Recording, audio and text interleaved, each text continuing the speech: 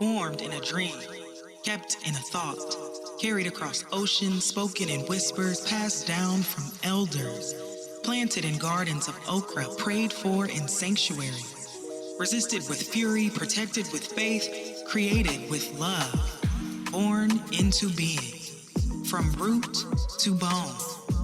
You are here. This podcast talks about colonial, racial, and gender-based violence. Please listen at your own pace and capacity.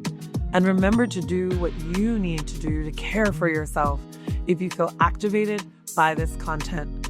Should you need resources, please check out our section on resources at decolonizingtherapy.com. Be well. Greetings, greetings, greetings, my good, lovely, shiny-ass people. Welcome. This is Dr. Jen, author of Decolonizing Therapy and founder of the Decolonizing Therapy Paradigm Shift and Framework. Thank you very much. And this is From Root to Bone Podcast, Season 2, Q. From Root to Bone is a podcast for people who are parched, poised, and deeply primed to rehydrate our souls and do some unlearning. It's a place where Dr. Jen unlocks the gates and has some real-ass conversations with elders, teachers, intellectual crushes, folks doing the real-ass work for quite some time, I may add, towards reclaiming the juiciest parts of our ancestry, of our history, of our collective health, and truly our liberation. I invite you to take a moment, to take a breath, to slow down. Perhaps not if you are driving or operating heavy machinery, but the invitation is to melt on in when you enter from root to bone. And the invitation is to allow yourself to have access to more authentic parts of you, whatever that means and however that shows up for you. So today, I am introducing two of my favorite baddies. I will introduce them in just a second, but in preparation, I was thinking about what exactly is the embodiment of these two cuties. Like, how can I best lay something in our virtual altar to represent how I feel? And I thought to myself, well, it would be a song. And then I thought, well, we're going to get, not that we have a ton of money to be sued, but someone's going to come at us as I play a song. But I thought I would just say, I'm going to leave a little biggie right here. It was all a dream. I used to read Word Up magazine with Salt and Pepper and Heavy D up in a limousine. So that is what I want to lay down. I could have gone on, but alas, that is what I wanted to lay down on our altar. Because I know for me, for Jen, for little Jen, for teenage Jen, as a kid growing up in Jersey City, New Jersey, Brooklyn, Queens, Bronx, I was everywhere. I did have, we don't want to call it fake, authentic ID at the age of 13 and heading up to Palladium's and Jimmy's Bronx Cafe. And that Jen really needed to hear, Biggie, really needed to hear Mobb Deep, really needed to hear, I really needed to see myself and hear myself. And part of what did not work for me in going to school was the fact that a lot of the therapists at the time, and I'm dating myself here because that's early 2000s, really weren't showing up as who they were. There was this hidden element to it.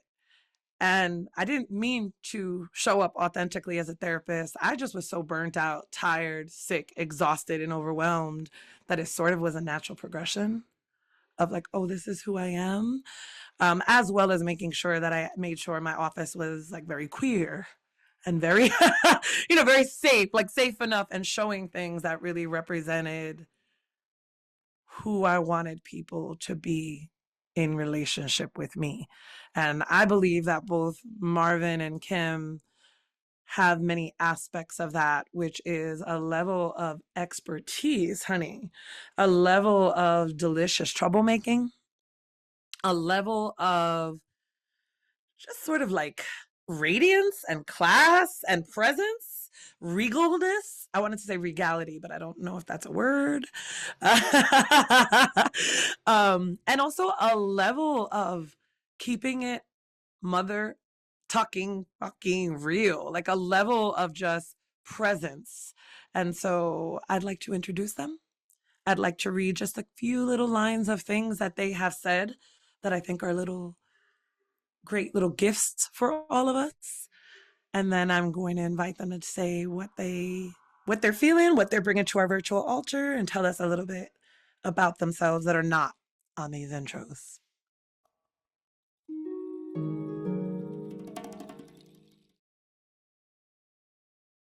And so, the Kim Young, thank you very much, is a nationally recognized expert, troublemaker, licensed therapist, and social worker experienced in providing direct clinical services to young adults and families who have experienced community violence. She now works upstream to promote community-driven solutions to system-created problems through cross-sector collaboration. Come on. Kim's work focuses on increasing visibility for Black social workers, creating opportunities for Black youth and young adults, eliminating barriers to dreaming, and increasing the awareness of moral injury in heart work. She has been recognized as an Essence Magazine Essential Hero, Richmond Style Weekly, 40 Under 40, so stylish, and Virginia Commonwealth University 10 Under 10. Kim is a host of the Revolutionary Hood Rat podcast, and when not causing trouble, Kim enjoys moving with ease, reclaiming rest, and listening to trap music. Welcome, welcome, welcome. And I want to, usually I read out something longer that someone's written, but I thought that this was just beautifully clear and present. So on Kim's website, it says, I am Black before I am a social worker. I am a revolutionary before I'm a therapist. That really hit me. And I also liked this. I think this was at your Virginia Commonwealth interview, 10 Under 10. As a social worker, you can sit with somebody when they're in the depths of their pain and stay with them until they get to the other side of it. There's nothing like that. So please, thank you, Kim Young. Welcome, welcome, welcome. I'm happy to be here.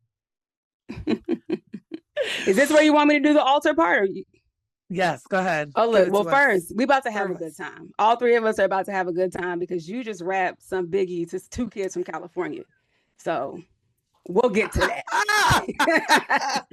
We're going to get to that. It should have been Pac. It should have been Pac. Are we going to have this debate? Are we going to have this debate? No, because Pac ain't even from California if you really want to get spicy with it.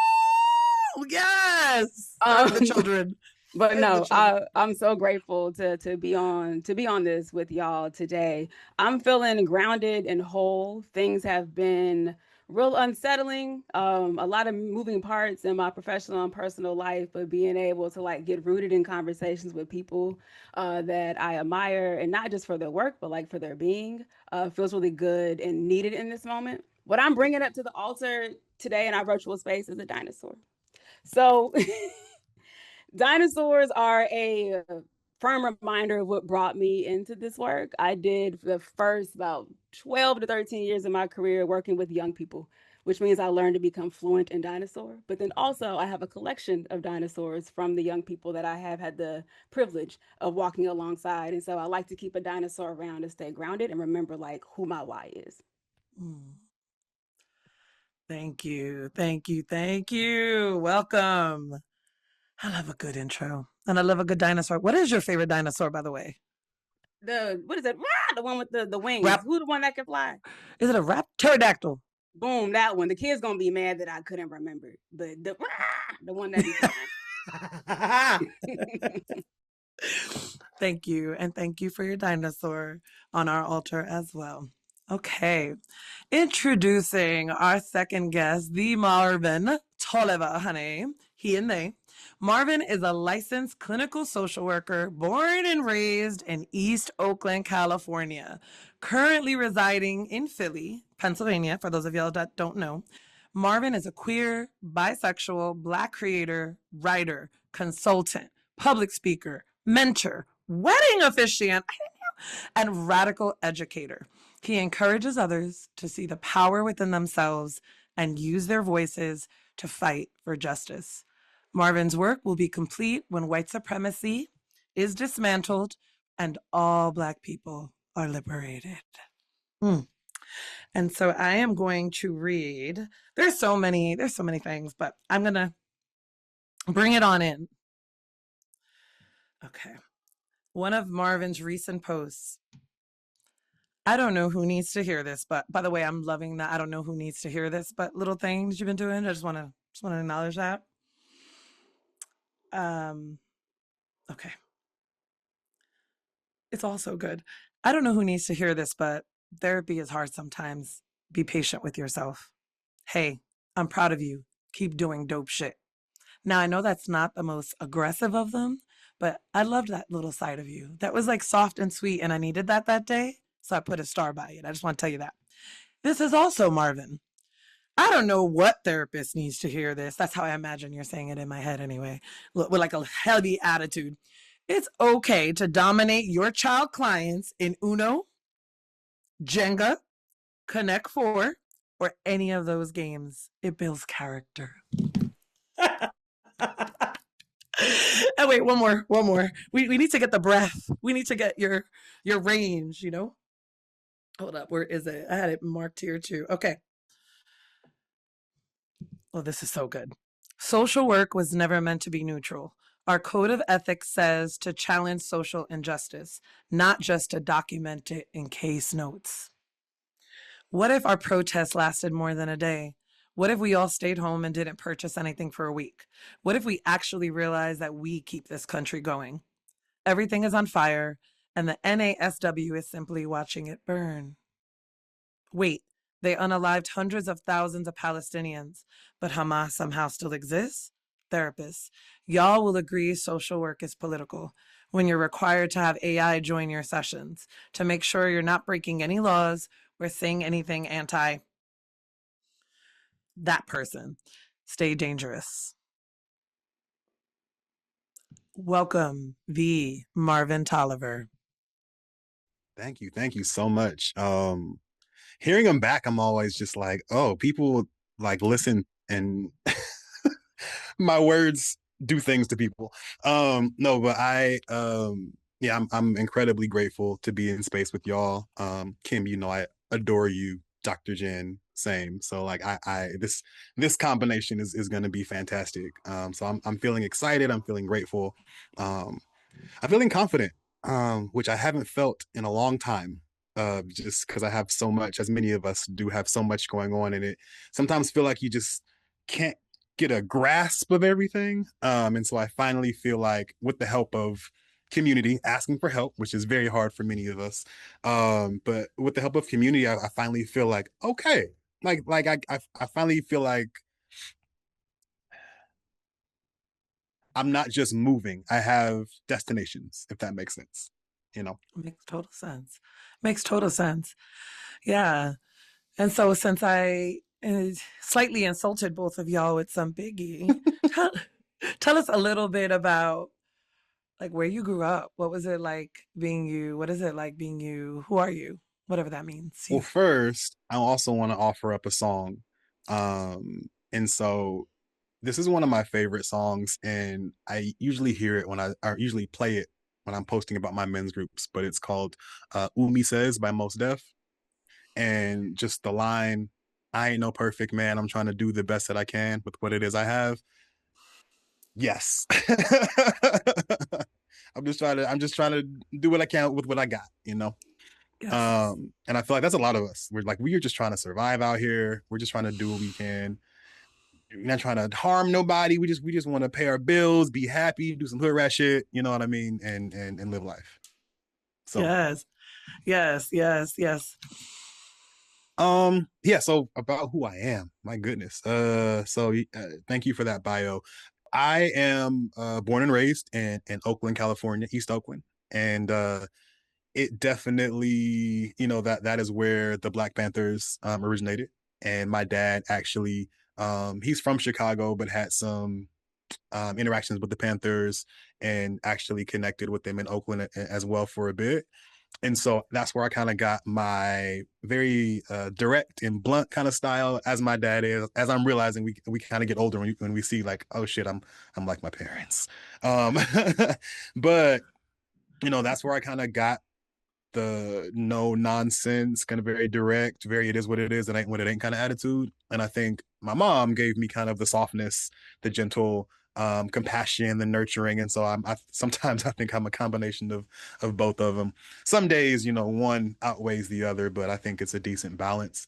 Yeah, I was just a little closeted queer chunky baby trying to survive. Yeah, I was a little fat kid.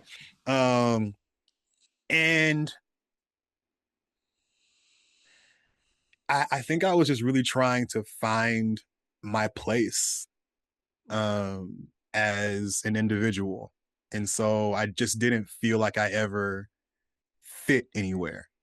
Because with the boys, I was like, nah, I wasn't a rough fight all the time, kind of like I played sports, but I just wasn't about all that other shit, the bravado and the toxic shit, even at like elementary and middle school that I experienced. And then also, I was closeted, queer kid, and so I was trying so hard to push away from that it took me a long time to figure out who I was. I'll say that. Because I was running away from who I was afraid to be, who I didn't want to be. I feel like I'm rambling. Did you ask me some more questions that were more pointed? I did not hear a ramble. Okay. I think that we were just intently listening well, and leaning in.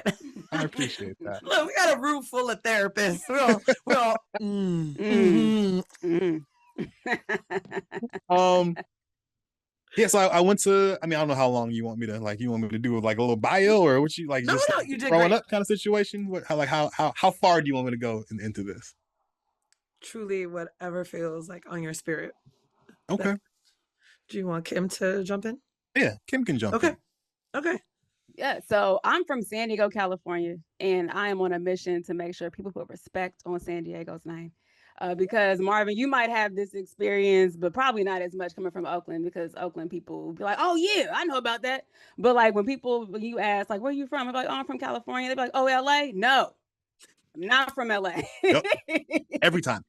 I'm not from LA. I am proudly from San Diego. But even beyond that, I'm extremely proud to be the daughter of a Black American migrant who left Southern Louisiana for California in the 1970s. So I find a lot of power in that being a part of my story. I find a lot of opportunity in San Diego being a part of my story, because I wouldn't be where I am today without the access and the opportunities that growing up in San Diego afforded to me. But then also, I wouldn't be who I am today without my household still being structured like a Black Southern household, even though my outside world did not reflect that. And so I think it's real unique as a child of a Black American migrant, how, you have one experience in your home and then you go outside, it's a totally different one. But what I did gather from growing up in San Diego is because of the diversity of the folks that I was around, from Filipinos to Japanese to Laotians to Mexicans, Guatemalans, you name it, we had it around us. Their culture showed up, which means there was place for my culture to show up in school, community events. So when I say I developed a really strong Black racial identity at a young age, baby, I didn't been like this for a month of Sundays. And like there really ain't no coming back from it. And it is all thanks to my upbringing in San Diego and my connections, my deep connections to Southern Louisiana.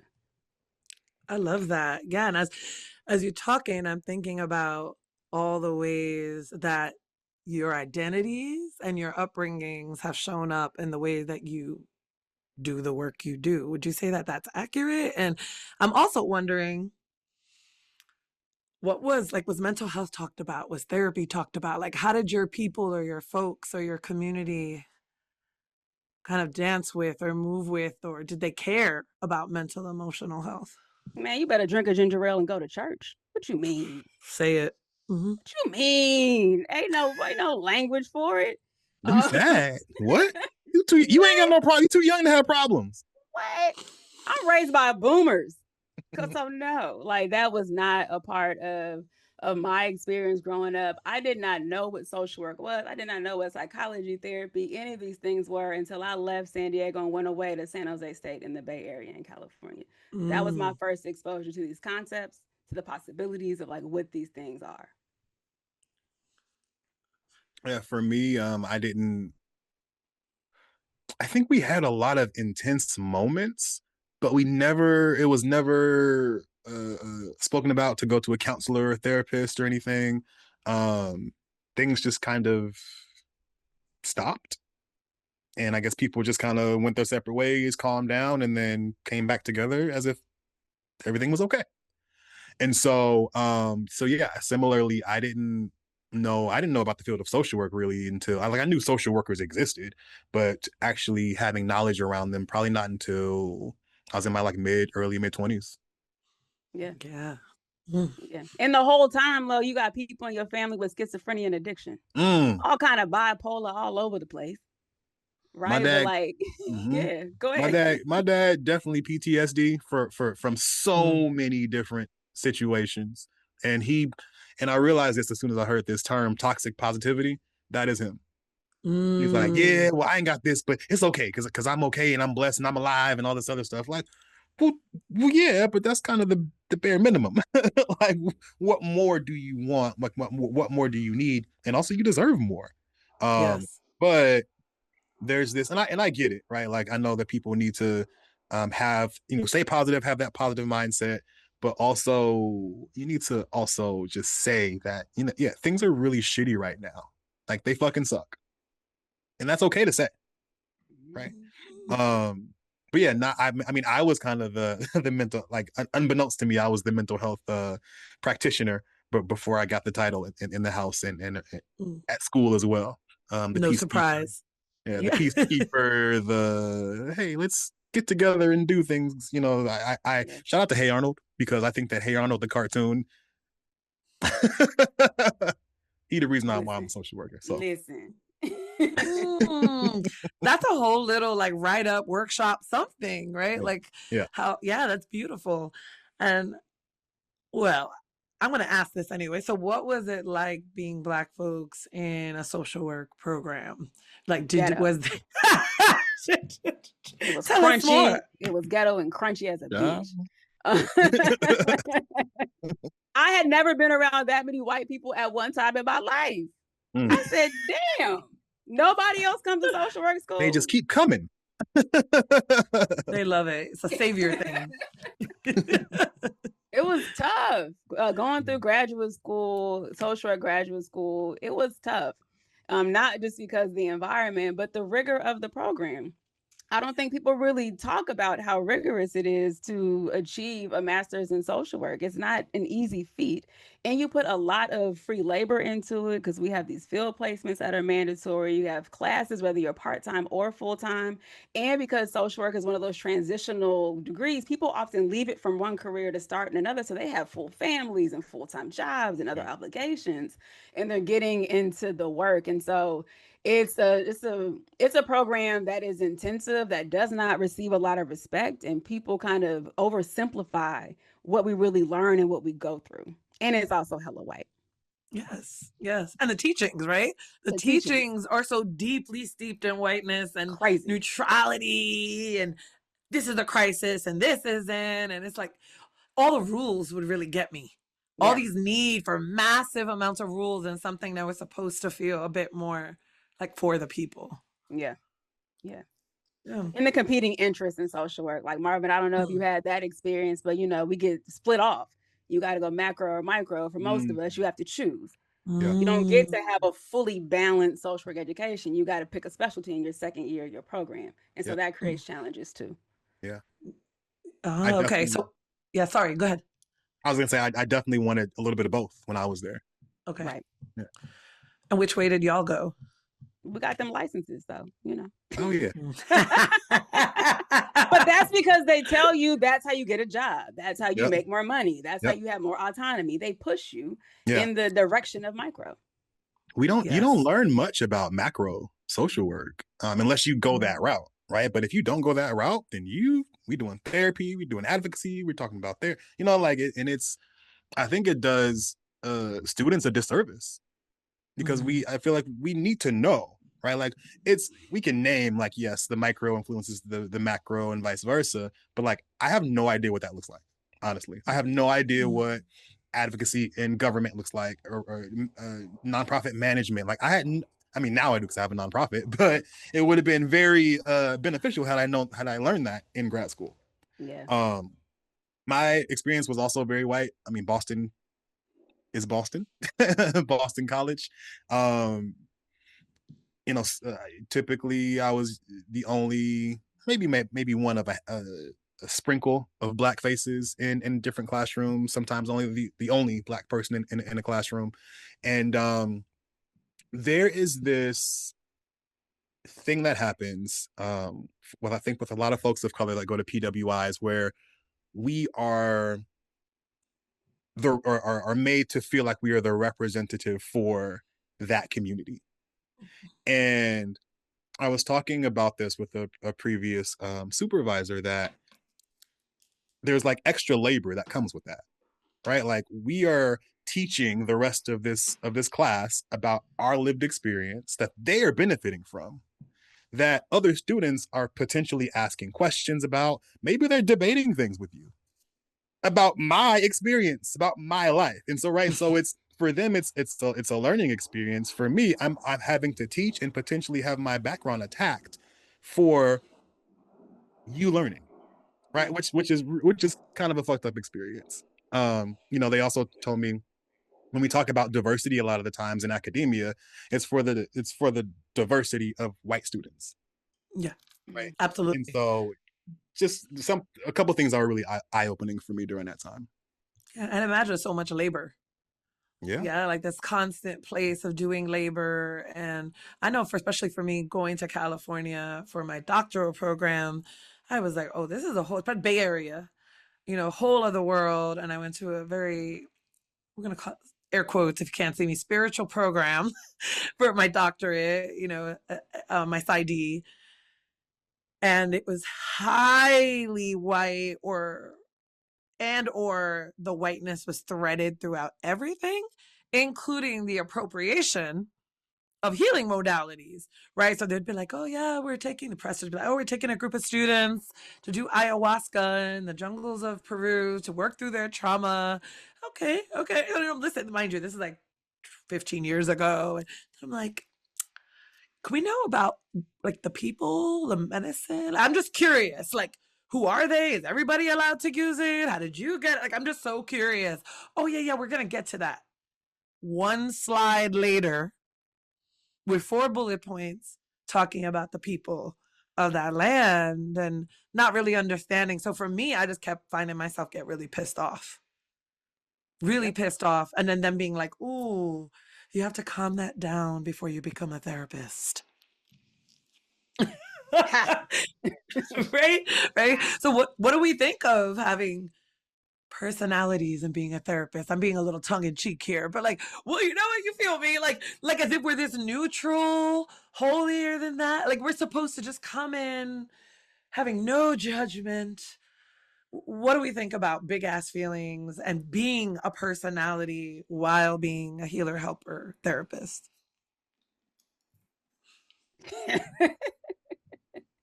I mean, how white of people to believe that you have to put yourself in parts?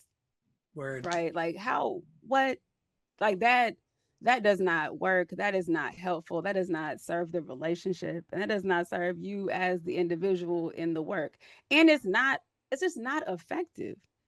Like I tried it early in my career to the best of my ability, all to find out like that shit does not work for me. Not only does hiding parts of myself in the work, or not showing my personality, not actually dressing myself how I would like to dress myself when I show up to work or show up to court or show up to appointments for clients and stuff, that was not helping me. That was not helping the relationship. It was just inauthentic to who I am as a person and the way I engage in the work.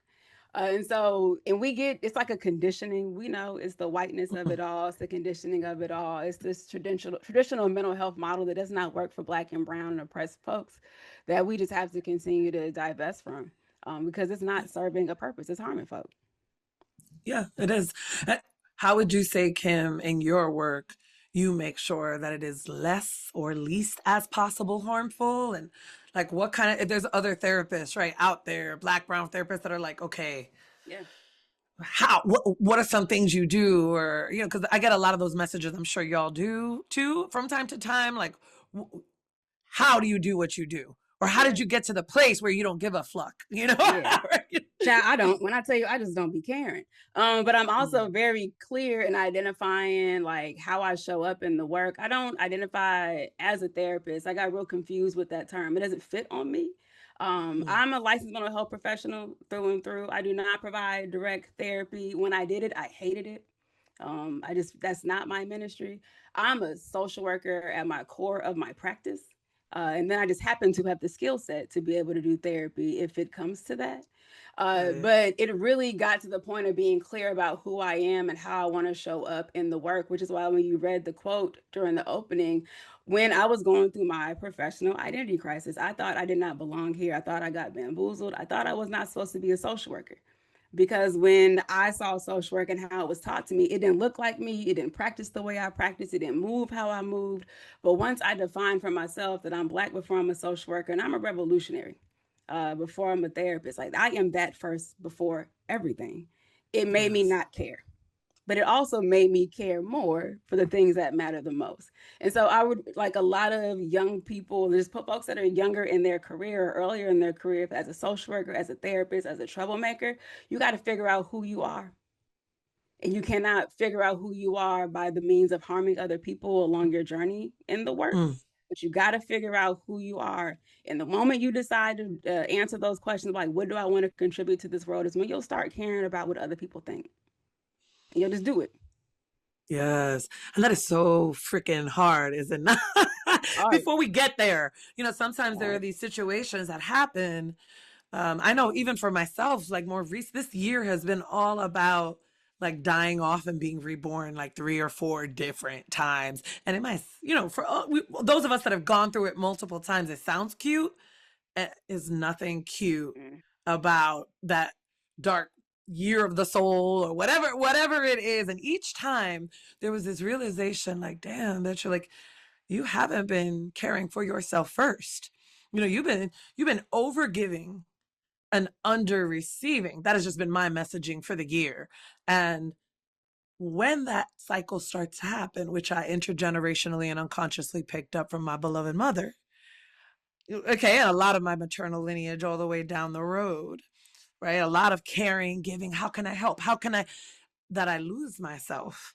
You know, I lose myself and I don't put up healthy boundaries. I don't start to trust my intuition. I don't just, you know, cut the shit. And I entertain bitch assness, you know, rather than like, oh, what does Jen as a person need, not as psychologist, this, that, writer, like, what do I need and who am I? But there's something so sweet, right, about that rebirth, as you're saying, Kim. There's something so sweet about getting crystal clear on who we are and who we're not. I just don't think that happens just all at once. No. Right? Yeah. I'm just thinking about, and I was thinking about this with a supervisee around how, I mean, and I think that all of us would say that we are relational or we pull from some type of kind of relational therapy aspect, but I don't know how we can't show up as our full selves in session, and to have that type of vulnerable connection with another human who is fully putting their trust right in us and the process and everything. Like I so Marvin, I do not know how I don't show up fully. Like me being safe in the session is also as important as the client feeling safe as well. And I've heard people say, you know, I've had clients call me the N-word. I've had clients say this. And I'm just like, that's not safe for you. And so you're supposed to yourself, your humanity to the side for someone else. And like, yes, clients are important, but so are you, right? So are we. Yes. And I always say this in my consultation calls to folks too, is that like I intentionally tell folks about myself, because for a lot of folks of color, folks with marginalized identities, if we do not know you, we do not trust you. Why am I going to tell you my whole life story if I do not trust you? If I think that you're going to call the police on me, that I think that you're going to try and medicate me, why would I tell you the truth? I don't trust you. And that's what some of the young folks that I worked with at a previous group here in Philly, they said every time I really opened up, they tried to hospitalize me. They tried to 302 me. They gave me a diagnosis. They didn't believe me. And I was just like, damn. Right. And so it's really about knowing who your therapist is as a client, and as a therapist, knowing who you are, and knowing sometimes like maybe I'm not the best person for this client. We need to do that a bit more. Maybe I'm not the best person for this human. I know the billable hours need to be clocked, and maybe the direct deposit needs to hit or whatever, but this is someone's life, right? I just always think, in social work schools, what if the first semester, the first year looked like introspection? Why are you doing this work? Let's learn about the history of this field. Let's learn about the types of communities that we're going to go into.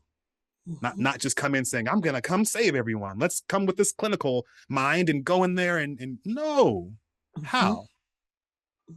Like how privileged of a mindset that is, to say, I'm going to take this cookie cutter teaching that white people gave us, go into any community and say, all right, we're equipped. Let's go do it, knowing nothing about the community or the people. What? Yeah. So again, long language to say that we have to honor ourselves in sessions as well as the clients, in my opinion.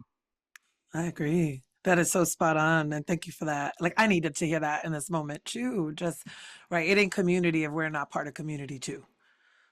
Right. Like we have to be as whole ass individuals as well. And I think that's the difference. I'm sorry. Go ahead. I'm sorry. No apologies needed, please. I think that's the difference between like therapists like us and other therapists, is that a lot of us, like, we're seeing parts of ourselves in our clients, right? Like we're seeing like our clients, and maybe it might not be for everyone, but for me, some of my clients feel like community. And so if my client feels like community, why would I withhold parts of myself? Why would I enact certain interventions or laws or rules that would harm them? Because the NASW or the ASWB or AP, American Psychological Association, says so? Because the DSM says so? I don't know. Yeah. And I would even offer up, I have been removed from direct service since 2019. And it was necessary for me to do that. Not because I stopped caring about the folks that I was working with individually, but it became exhausting. And what I have noticed from making that transition, and it's now 2025, haven't sat down from a person to do an assessment or nothing since 2019, but I still do amazing, impactful work at the macro level. But what I have noticed is I'm getting my facial expressions back, y'all. Because a part of the conditioning of doing the work, especially with clients one-on-one, is your face begin, your body, it learns not to react to the environment, to things they say, to stories, all type of stuff. And I didn't notice like how much of my body movements changed, my facial expressions changed from doing direct service for so long, because I was doing it 12 years up until 2019. Now my face is starting to be able to make faces again. My body is starting to feel more loose in a way that I haven't experienced when I was actively working with people. And so like, I just wanted to offer that up, because direct service is some hard shit. Everyone not built for it. Everybody should not be doing it. And we need to be able to have grand self-awareness of when it is time to leave the work before you start fucking people up. Yes. That part. So I just wanted to name that for the folks who might be listening, who were on the fence. You did all the things like I did. You went to school, you did the hours, you took the test, you got your letters, you tried it out, and then you discovered, I don't even like doing this. Yeah. It's okay. You don't have to keep doing it. So I just wanted to name that.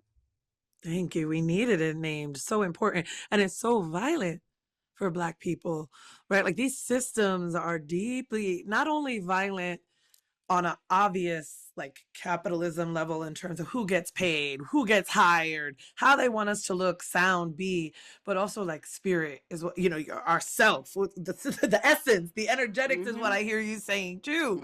When you said my facial expressions, I stay therapist nodding. I stay eye contacting, right? And it's true. I haven't done direct service since the end of 2020 when I left the university. I was there for 13 years. Prior to that, hospitals, prison industrial systems, Rikers, San Quentin, and when I think about, for me, it was a gradual, wasn't like a purposeful divestment, it was much more, right? Like it was like, oh, I'm dying. And I remember telling people I love, like, if I don't leave, if I don't do something different, I'm gonna fucking die.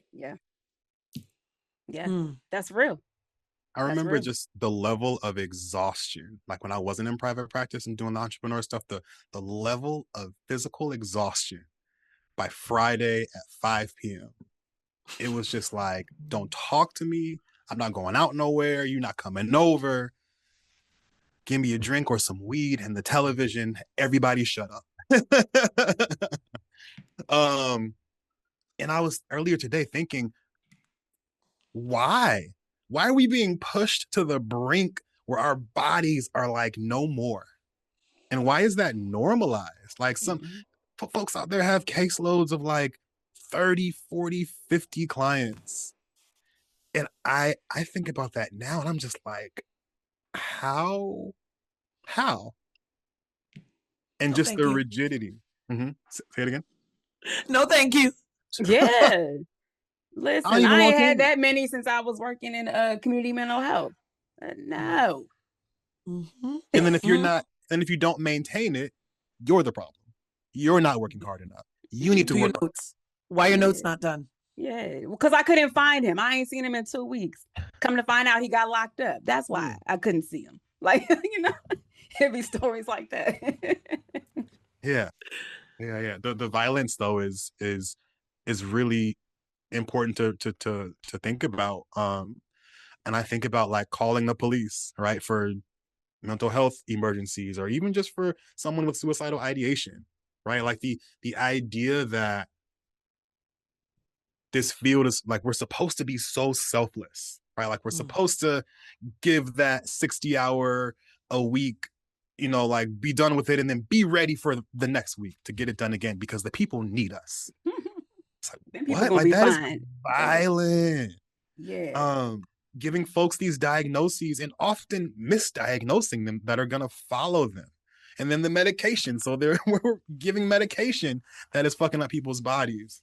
And then just like, for me, especially recently, the silence from all of these large organizations around, and not even about the like including the political stuff, but just like the harm of social work.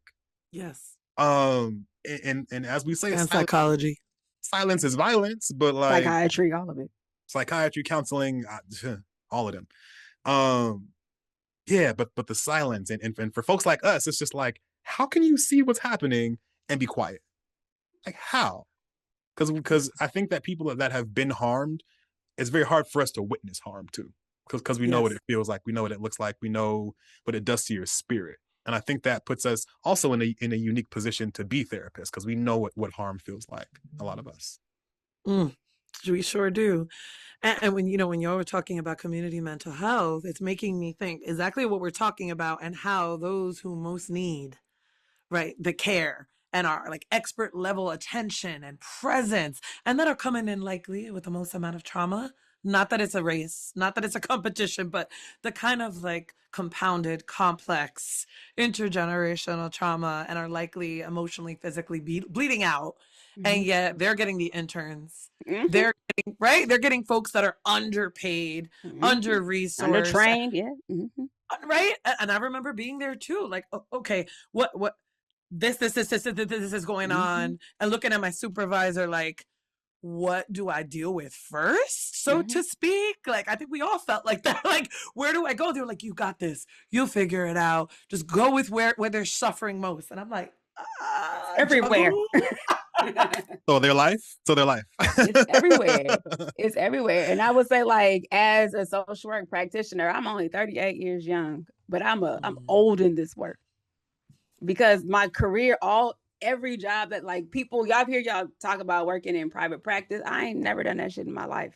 And y'all clearly know I don't want to, but I have worked in like community mental health and hospitals and schools and jails, you know, city government, all of this stuff, state government. That is where my work and career has been. And so you see so much. You see the suffering, you see the pain, you see it at larger scales. And you also come to realize, and I haven't been surprised or heard anything new in over a decade, in terms of like when people are sharing and talking about what is happening in the world. I haven't been shocked, right? In like a smooth decade by the things that people are experiencing. It is, you hear stories, you carry so many stories, hundreds and hundreds of stories live inside of me, right? And like, people don't understand the magnitude of that. Yeah. And how that like affects us too. Yeah. Like, I think some of us, you know, I have to say, I'm like, my shut off game is strong. So once the laptop closes, the session is over, I don't think about that no more. Right. But for some people, it stays with them. And for some of I'll be honest, some of my clients that have those really, really heart wrenching stories, like some of those do stay with me. I have, you know, had vicarious trauma, you know, in a couple years back. Right. And so it's just so important that we take care of ourselves. Yeah. And offload. Yeah. And I think we have to shift our thinking. Early in my career, you know, you come in with this belief of, if I don't do it, then who? If I don't answer the phone call, then who? If I don't respond to the email, then who? I have come to accept that every single individual I have worked with, they are wildly capable of solving problems. They did it before I got into their life, and baby, they know how to do it. If I can't answer a call or an email, it's 8 o'clock the next day. And so a lot of us that work with other humans have to release any type of a control we believe we have over somebody else's life, and understand that they are capable of solving problems. They may not have solved it the way you may have wanted them to. They may have solved the problem and got to a little bit more shit, but we can figure out how to undo some of it the next day when I clock back in at work. But we really have to accept and understand that people are wildly capable of doing extraordinary things that do not require us in their lives. And if we have set it up where they can't do something without you or us in it, we done messed up. Yep. Ooh, yes. If everyone could let that trickle in. And I want to say, Kim, I think you have, in the times that I have engaged with you, honey, I think you have amazing boundaries. Amazing boundaries. Yeah, right? Like, I had to do it for you. I said, these people that's over here, Dr. Jen probably need to go to the bathroom. She's hungry. This line of people trying to get these books signed, this is ridiculous. I was just about to say that. I was doing a little talk, and I did not expect the line that was. And I had to pee. I was hungry. There was a little food truck outside with some grits and like shrimp that had my name on it. I had not, it was a lot. And Kim was like, you need to start telling these people you need a conference doula. Do you know I have not been able to let that leave my heart and spirit? Thank you. Get you one. Thank you, sis. Get you one. Thank you. You were great at boundaries. And so then, speaking of boundaries and resourcing and taking care of ourselves and finding ways to like clock off, right? Wait, let me rewind a second. As y'all were talking, I kept thinking of like Humpty Dumpty. Like every week while you're in this field, like, oh, I'm okay. I'm okay. I got this. And then Friday comes and you got to put Humpty Dumpty together again. Like, there's all these fragmented little parts. So the children want to know, people, what exactly is some hood rat shit. And how does that help us, right, deal with some of the other environmental micro macro shit? What you got, Marvin? No, You you know I'm already gonna get listed it. a couple You of know, them. I'm gonna get it to hood rat What you extraordinaire got? Kim What you Young, the got? Kim Young. Listen, I believe in reclaiming this word hood rat. It belongs to the people, and it is not as narrow as folks try to imagine it to be. And so for me, like when I'm talking about hood rat activities, they can be inside or outside of the house. I'm a big fan of doing things that involve nothing. I don't think how much people understand you can do hood rat shit, and that means doing nothing. And so if that's like fading into your sofa, but also on the flip side of that, some new hood rat activity I'm getting into, y'all, I done found me a bird watching group.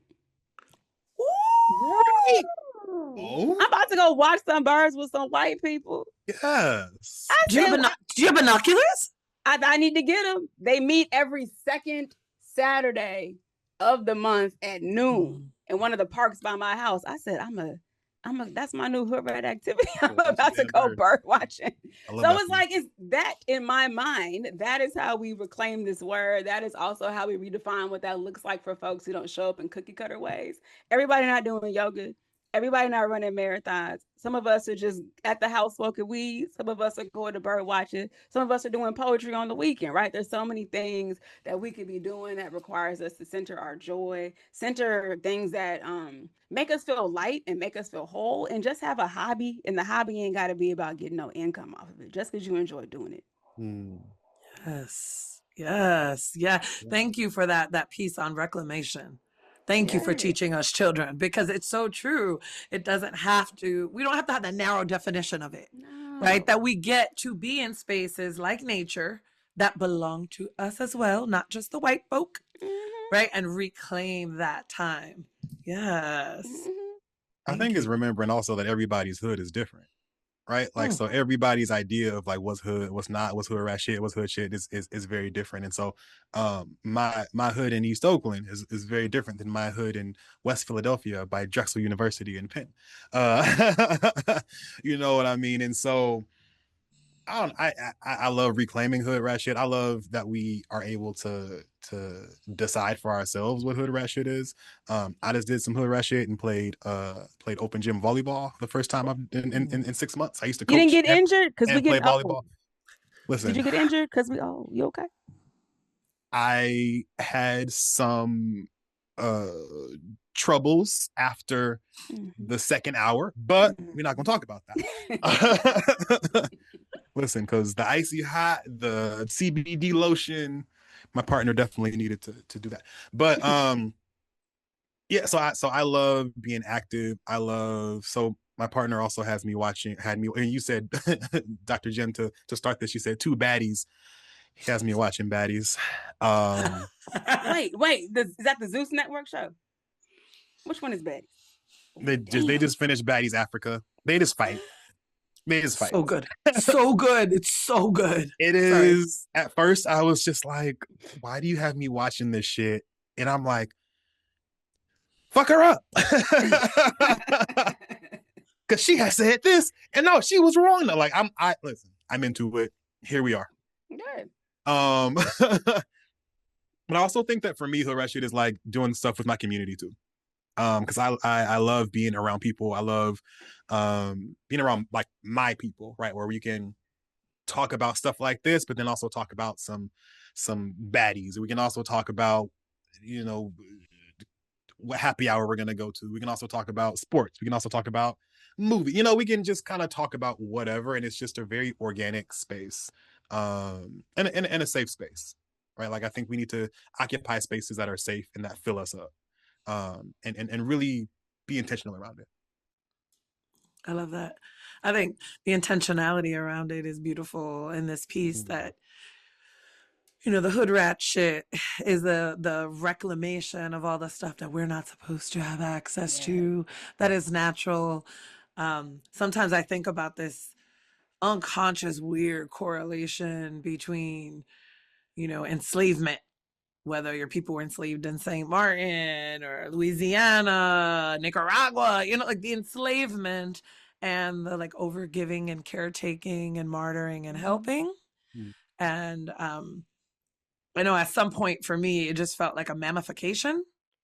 You're like, well, wait, yeah, I'm good at this. I've been doing this since I was a kid. You just gave me a few of the words and tools. And when I think of growing up and growing into therapist, mental health practitioner mode, I was always trying to hide my hood ratness. You know, I was always trying to hide other people's definition of what a hood rat is or what hood shit is, right? And always feeling, I think I put this in the book. I had a professor at NYU say to me, well, he walked in on me talking to my girl, Allison. Okay. We had a weekend intensive program. It was 15 minutes before class started, and I was talking about going out the night before and turning up. And then I was still in the same clothes. Like, I put on some Dio, but whatever. I was living my best life. Right? I was a city kid. I was living my best life, and I made it on time to class. Thank you very much. I had a ham, egg, and cheese. I was doing my thing. And we're talking, and I was just like, la, la, la, la, la, la, la, whatever, just talking crap, right? And I guess he came in on the tail end of it. And then like 2 hours later in class, I respond about some intervention, about something that someone did. And he goes, you know, Jen, it's really interesting. Like I did something wrong. Every so often, this boys in the hood comes out of you, but you're so articulate. And to this day, I get pissed because I didn't have a clap back. You know, like I like froze, you know, I froze up and I just sort of, like I collapsed in on myself. And the fact that I still remember that tells me, you know, we know how it works in our bodies. So that part keeps coming up to me, and that like, sometimes you're too much, tone it down. Don't be so this, don't be so angry. Don't be so, and I wonder, did either of y'all ever really like kind of deal with that level of too muchness, feeling like too much? And what do you do with it? Yeah. What I'm drawing down from the question is, I don't know if I've dealt with feeling like too much or being told that I'm too much as being that Black kid, right, in school. I was that Black kid that got like pulled out for different opportunities or put in different classes, different programs on the, you know, ABIP, going to college while I'm in high. I was that Black kid. And so I didn't really get the messaging of too much as I received the messaging of, there's no way you could have wrote this. There's no way you could have done that work. There's no way you could have, like, I got that side of it, not the tame it down, but the questioning of my brilliance from the adults, some of the adults in my world, white adults in my world, who didn't and could not see me for who I was. Now, I would often befriend the too much, the people who, you know, that's a lot of energy. Like, you know, you balance, you're typically never both of those things. You're one or the other. But I would often be around the, you know, too much, tone that down, too much energy, too much this, too much that. But I got the opposite side of that. I got pinpointed as that kid that you asked to do everything. Yeah. So a lot of exhaustion came with that. I'm sure. And hence your reclamation Yeah. of rest and bird watching and gentleness. Yes. Direct service is not in alignment with that level of self-care, true self-care. Nah, when you are low-key been in direct service since like sixth grade, right? Like leading groups and starting like Black student unions, organizing programs and protests and shit. No, like I don't want to do any of that anymore. I love that. Yeah, I the idea of being too much is like central to my life, and so I always, anytime I hear that, like it's a bit of a trigger for me, just because I've been a shapeshifter my entire life, because I've been either too much or not enough of something, right? And so when thinking about masculinity, okay, I need to be more masculine. Okay, now you're mean though, so like soften it up a little bit. okay, need to be a little softer though, but not that soft. I'm just like, well, what the fuck? Okay. And trying to figure and like identity and sexuality, right? Like trying to be like I was raised mostly with my mom and sister in my earlier years, and so I took on a lot of their characteristics, and so then dealing with people calling me gay, and so I'm like trying to like be more stoic, and I'm trying to like do more masculine things, right? And so because I don't want to be seen as too much, even I think when it comes to school and academia, I I think there's a bit of perfectionism for me that comes out because I don't want all these white people to see a black man here and think that, oh, this was DEI, or this was like, oh, he only got here because fill in the blank. Like, no, I'm fucking brilliant. And so now I'm gonna prove to you all that I'm brilliant because I don't want y'all talking shit, but they are allowed to mess up. Right? They're allowed to make however many mistakes they want. But for me, I'm like, oh no, I can't make a mistake because then they're gonna see me, they're gonna think little of me, then they're gonna think little of the entire community, right? So like this idea of not enough comes up, and then two more examples because again, a theme in my life. After I graduated from grad school, was when I was starting to speak up more on social media, and I hadn't landed a job yet. And my uncle, he sent me a DM. He was just like, "Hey, maybe you haven't found a job yet because you're so outspoken online. You're so loud, essentially online." And I was just like, okay. So in my brain, okay, again, I'm being too much. I can't get this thing because my voice is too much, my persona is too much. And then lastly, and probably the most devastating, was my ex-girlfriend, who mentioned that I remember distinctly one time she was just kind of like, um, well, these are two different times. Oof. All right. We're going to say it and get past it. But she was just kind of like, I bring this to the relationship. I bring that to the relationship. What do you bring? Okay. The And then door. Sorry. and then another time was she said because I identify as bisexual, and then also I'm HIV positive, and she kind of named that. She was like, yeah, like one of those by itself is like I can work with, but both of those together, kind of a lot. Mm-hmm. And I was just like, oh.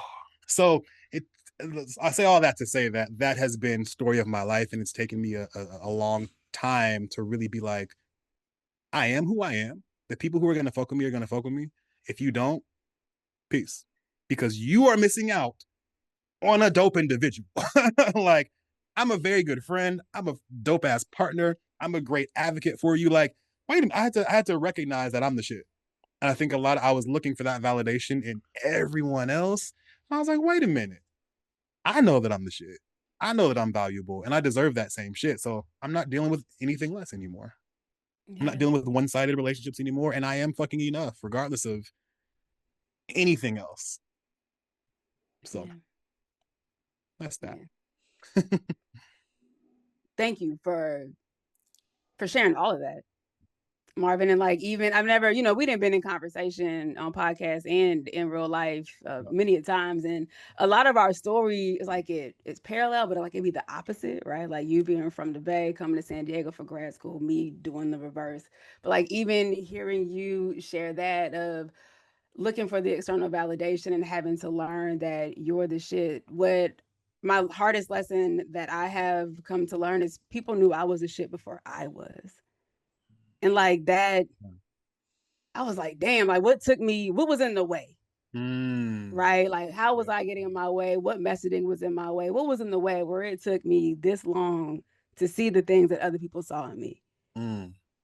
Right. And so like that part has been a lot. I'm on my, like Dr. Jen, you were talking about it. I'm on like iteration number 4 of Kim right now. I really am. And I have been like unearthing things from throughout my childhood and from middle school, high school, all this stuff, notes, letters, the way people saw me. And like the way they saw me back then is how I'm showing up now. But little Kim didn't see that.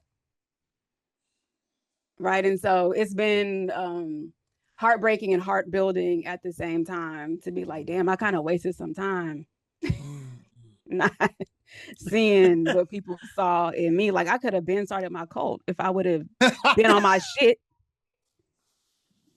when people saw it. But now here I am working a job like a peasant. Right. Not scheming. Not scheming. What's wrong with us?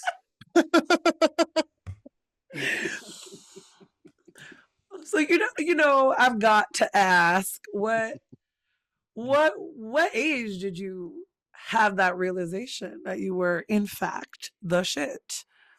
Yeah, it just hit me right now. Like, it's just hitting me this year. Like, this has been 2025 has been the year of like, well, damn, Kim. Okay. Yes. Which is why I'm really excited for the unknown of what's to come, which also has me in this place of my career and life of like transitioning out of this work. This is the time. Yes. It's the time. Yes. What do you see yourself, if you don't mind me asking, like, do you have the plan, or are you kind of feeling your way into it? Yeah. What would that look like? What would it be like? So, I'm a double Capricorn Virgo. And so by nature, baby, I know I'm crazy. I'm nuts. So I don't got no plan, but I got a plan. Yeah, always. I'm not going to be houseless without money. This we know for a fact. Capricorn is going to stay inside of a house and stay with some money. But I don't have a plan at the same time, and I'm cool with it, which is why I'm doing so many things that bring me joy, like the bird watching, like the starting cinematography classes, started by little mixology classes. I started acting classes, just doing shit to figure it out. Something gonna stick. I don't know. I love that. Mm-hmm. But yeah, like, I'm feeding myself all the things that I believe I needed when I was younger, because I was so focused on performing academically that I didn't get to explore in the ways that I know I needed to, but I'm doing it now. Yeah. I love that. I love that. And see, to me, from the way you dress and conduct yourself, everything, the boundaries, I'm just over here in the cut like, damn, I wish I had, that level of confidence all the time, right? Because you really do, you are this embodiment. And hello, the style. Anyone check out Kim Young's website? You're not today, though. I'm all of it. You always serve face. Tyra Banks raised me. I'm a server face in the picture. Yes. Yes. So it might be feel a little personal, so you don't have to answer it, but what does sad look like for Kim Young? Sad will come in the form of quietness in a way that is not purposeful. Sadness will come through withdrawal. Like, I'll just cut off things and people and places. Sadness will also show up like rage and frustration. Because as a pragmatic person, as a person who thinks in logic and patterns and thinks and looks for solutions, I will become sad if we get to the point we could not resolve something, or like we couldn't figure out like how we make something better or how we improve a thing. But sadness is a heaviness and a weight that will like physically consume my body. But now I have so many methods and outlets to shake it, but not run from it, not excuse it, not ignore it, recognize that it's there, but not let that bitch stay alone. Say she can't stay too long. She can't stay too long. But that doesn't mean on the flip side, like Marvin, what you brought up earlier with toxic positivity, I'm just not that person. I'm way too realistic for that shit. But I will recognize like what function is like the sadness or the hurt or the harm or the heaviness. What is it serving? And is there another way that I can get this met that it's not as heavy, not as harmful to me, not as harmful to other people? But sadness happened, but sadness doesn't stay. Yeah. Beautiful. Thank you. Thank you for answering that. Yeah. What about you, Marvin? Actually the opposite? Like, what does being really enraged look like for you? How does that show up? Ooh. Rage is very in my body. My body is hot. My brain is going. I always know rage because I need to move. Like, I need to go out and walk. I need to run. I need to go to the gym. If you ever see me running, that is not a good sign. If you ever see me saying, hey, just decided to go out on a run, Marvin, don't run like that.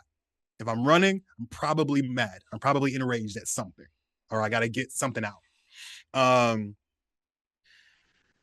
Rage looks like irritability. Rage looks like venting to whoever gonna listen. Um, Rage is also a bit of sadness at sometimes as well. Um, yeah, I just distinctly remember, and this is one of the few times that I because I don't get angry often. I don't say that. I don't experience rage often. Um, but it was right after Trump was elected, Palestine, everything was genocide was happening. Just it was just a lot of rage because I felt helpless, and I remember I was like, okay, I need to walk because oh, that's what happened. I talked about my rage with my therapist because my therapist was like, well, what happens if you like unleash your rage? And I was like, well, I don't want to because I don't know what's gonna happen. It might be dangerous for everybody. And so he's like, okay, let's talk about it. And I'm like, all right. So then, in therapy, they're supposed to, if you open someone up, you're supposed to kind of close them back up, when you're emotionally, right? He didn't do the best job of closing me back up.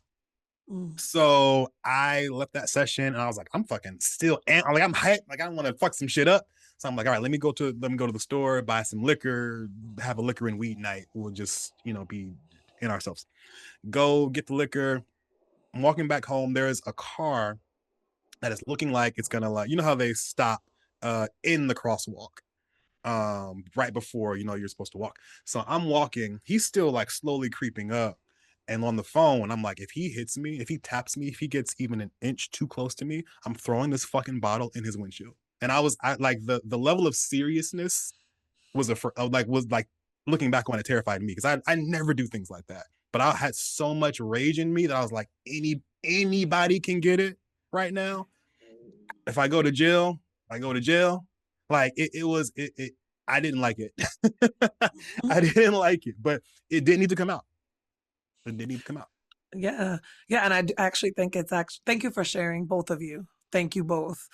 And I think it's so irresponsible talking about ill-equipped helpers, right? And mental health practitioners. It's so irresponsible to bring someone's rage out, which I think always has like a familial ancestral component, right? Like it's like the whispers, our ancestors in our body, in our bones, in our blood, epigenetically remembering something that we're experiencing in front of us. Is like that protector, that warning, that whoa, you better slow it, they better slow it. And I think it's so irresponsible to ask someone to unlock that when it has kept us safe for so long, likely to bring it on back and not have that aftercare. Yeah. Or like, hey, what you doing after this? Where are you going next? What does the rest of your weekend look like, honey? What is, you know what I mean? Like just thinking it through, especially for melanated bodies. Yeah. Because that's the difference, as we know, between life and death. A bid upstate, like it's a relationship, everything, our whole world. And so and I think we have to like remember that, like, I mean, he's been working with me for a while, and for our clients, we have to remember that like it's not just this moment that you're unlocking.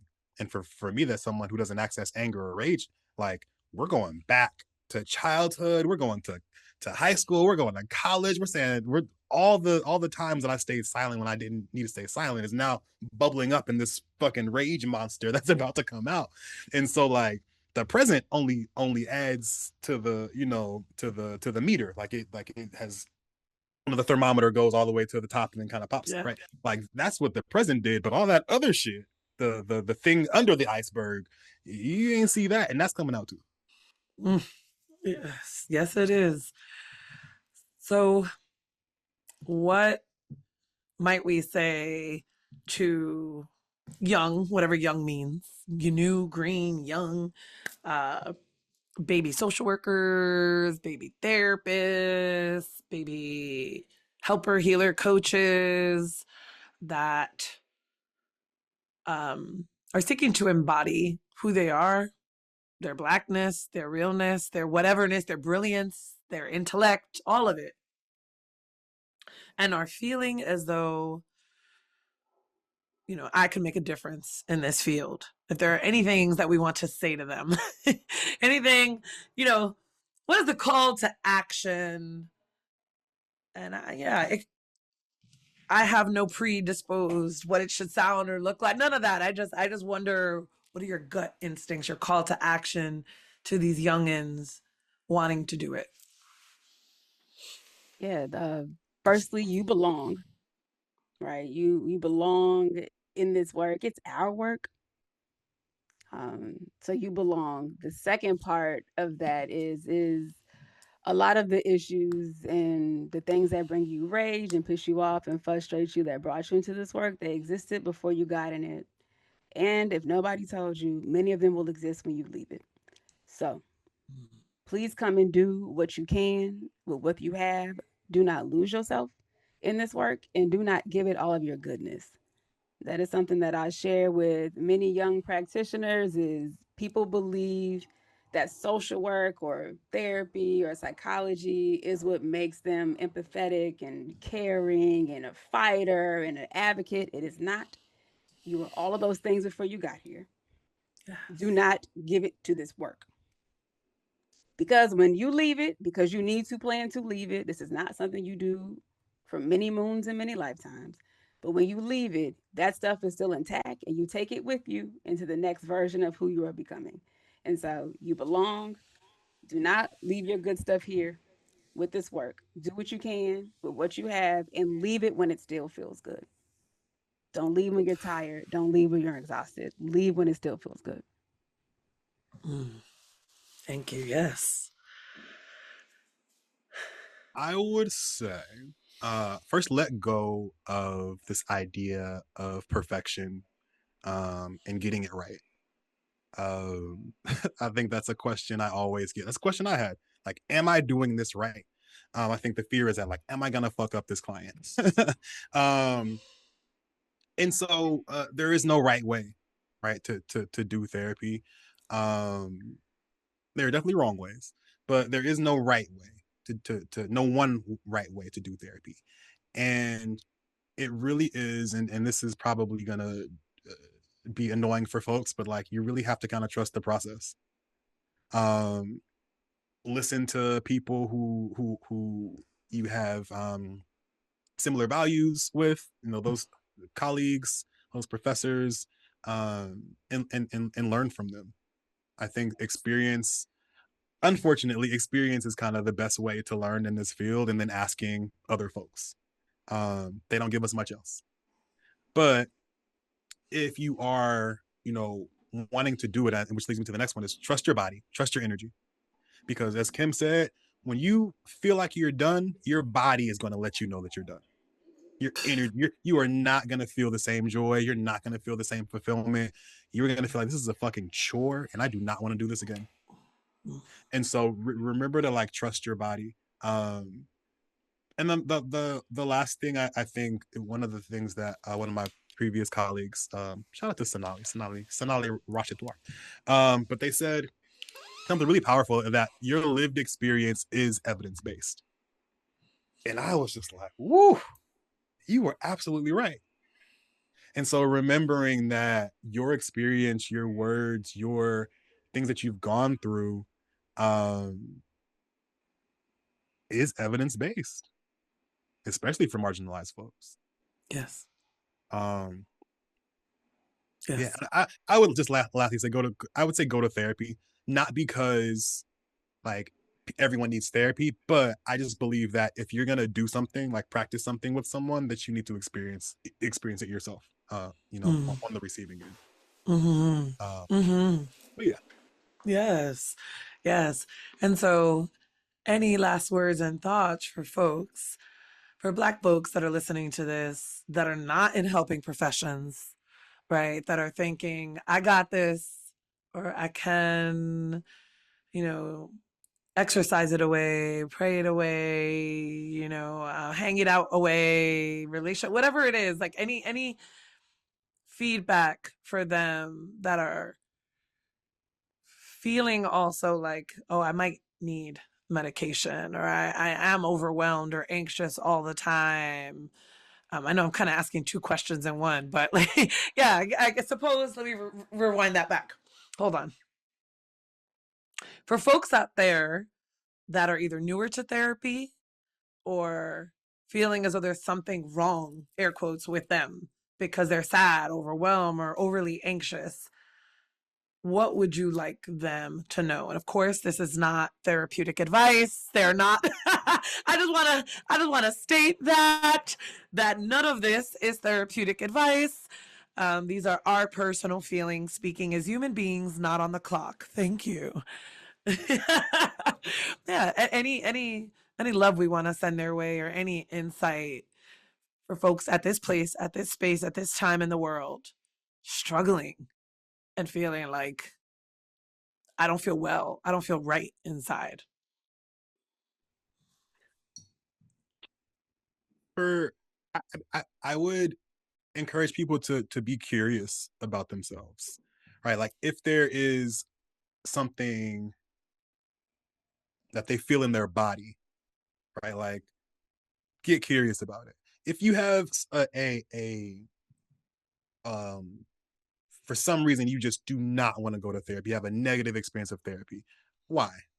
Like, what about, is it the money? Is it sitting in a chair, talking across from someone? Um, if you are opposed to like being vulnerable with someone, again, like, why? Do you not have anyone to be vulnerable with? Do you think that like no one will understand you? Like for me, I'm always really curious around the why. And I mean, this is kind of simple, but I would just say, just try it. Like, try it out. And it doesn't have to be therapy, right? But it can be something therapeutic. And so maybe it is yoga, maybe it is bird watching, maybe it is swimming lessons, maybe it is hiking, right? Like all of these things are therapeutic, and it helps out our bodies, our minds, and our spirits in a different way than therapy does, but can also be helpful, right? For our overall wellness. Thank you. Thank you. I will offer up that you are your work, and it doesn't matter how hard you try to hide from yourself in a relationship, in a job, in a substance, whatever it is, you will always have to come back to you. And so the moment you decide to start running from yourself and make you your own work, I'm hopeful that life will begin to improve in ways that you can only imagine, but you deserve. And so you are your work. Stop running from yourself. Stop hiding a relationship. Stop hiding work. Stop hiding a substance, right? And come back home to you. The truth stuff sets you free. Exactly. Yes. Yes. So I cannot resist but ask what my little 8-year-old Kim and 8-year-old Marvin say about y'all right now. Like, what would 8-year-old you have to say? They were sitting here next to me, watching, listening to you. What would they have to say?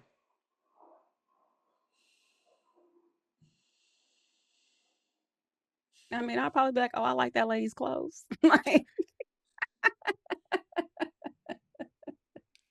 I feel like, oh, I like that lady. I don't know if 8-year-old Kim will be able to verbalize what it is like I would like about me today, but I believe that I have a presence. I'm a likable person. I'm a personal person. I'm a compassionate, understanding person. I think 8-year-old Kim would have been able to feel the vibes of this Kim today. It just been like, I like that person. There's something about her that I like. That's beautiful. Yeah. Yeah. And what would you say to 8-year-old Kim? What would I say to her? Like, job well done, you can do something else. Like, job well done, you can go have fun. Like, job well done, you can make this next chapter of your life about you. Yeah. Thank you. Marvin. 8-year-old Marvin, a little chunky Marvin.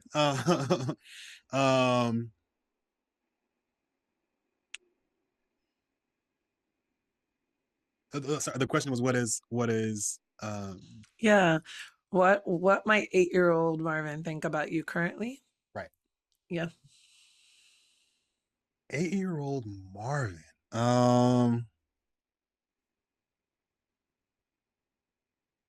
This is a really good question.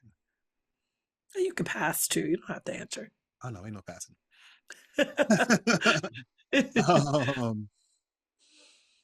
I think 8-year-old Marvin would be impressed with all that I'm doing.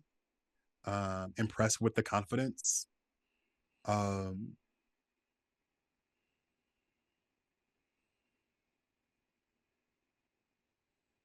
yeah, I think he would look up to me, to older version of me.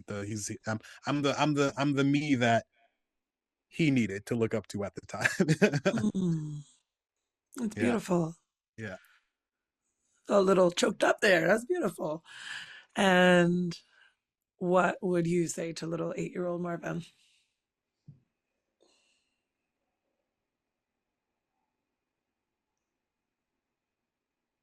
Probably that he's okay the way that he is. Eat all the food, Yep. do all the games, even if they call you gay or not. Like, if you want to jump rope, jump some fucking rope. Right, like, just be. Thank you. It's beautiful. Thank you both. That was beautiful. Thank you. Um, I can talk and chill with y'all for hours, but I want to respect your time and your rest as resistance. Thank you, Nat Minister. Um, and I just, yes, wait, what? Show us again. The rest deck. Yes, shout out to Okay. the Trisha here. Say we love you. We love you. And thank you for re-educating so many of us, including myself, and reminding us that our rest is mother tuck and resistance. Yes. I want to thank both of you for your level of vulnerability and authenticity. I think vulnerability can look different for different people. So I want to name and honor that. I want to honor Capricorn Virgo over here. No, The Leo might get jealous. Be careful. Don't give too much attention. Who might get jealous? The Leo. We know how y'all are. I was thinking she didn't name no Leo though, but I was gonna say Leos are in the building here. I don't know why you're. Anyway, continue. Wait, now I need to know. Now inquiring minds need to know. Tell us, your top three, your rising, your sun sign, and your moon. Ooh, I'm like I've You're been just told Leo. I'm all Just Leo. fire. So it's like there's Aries in there. Like I've been told it's all fire. Ooh, Yeah. that is believable. So believable. Believable.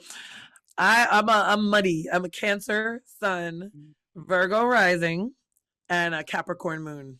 That's a nice balance. At least your feelings have places. I have to fight for feelings. That is very real. That is so real. Tribble, our producer, is also a Leo. So afterward, Marvin, you two can kiki on that. Do what we do. Yeah.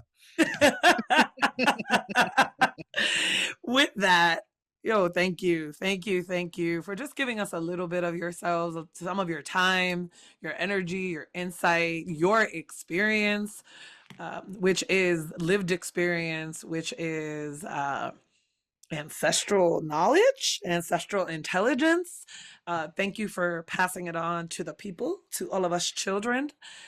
And please tell us, for those listening that are like, oh, I need to work with them, follow them, support them, connect with them, see what they're up to next. Where can folks find you? Or how would you like them to connect with you, if at all?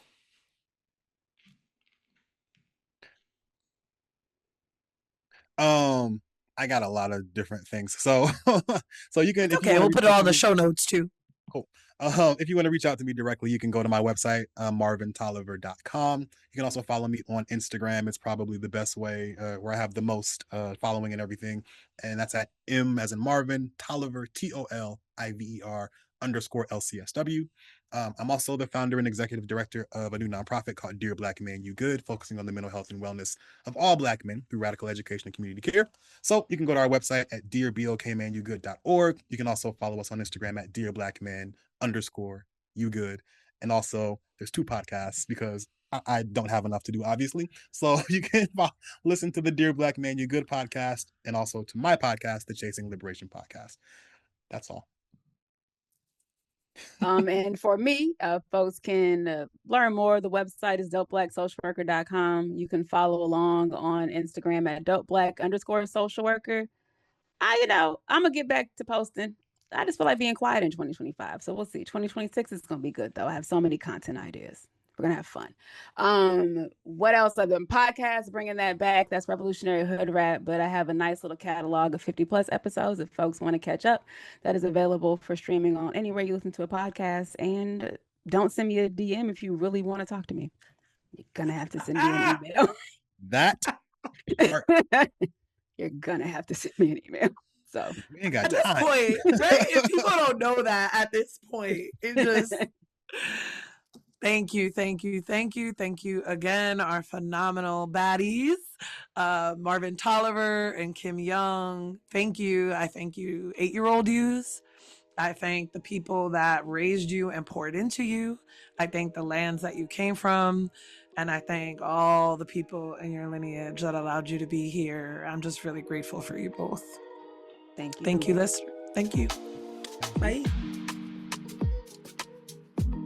From Root to Bone is a podcast from Decolonizing Therapy. It is hosted by me, Dr. Jen Mullen. Our producer is Tribble at Ash Tribble Incorporated. Original music by Laura Burke and cover art by Madre Shell. Don't forget to find us on Instagram at Decolonizing Therapy and subscribe to our YouTube channel, Decolonizing Therapy, for the full video version of each episode. If you enjoyed this episode, please share it with your people and leave us a 5-star rating wherever you listen to podcasts. That helps people find us. For more info about Decolonizing Therapy, visit our website, www.decolonizingtherapy.com. Be well.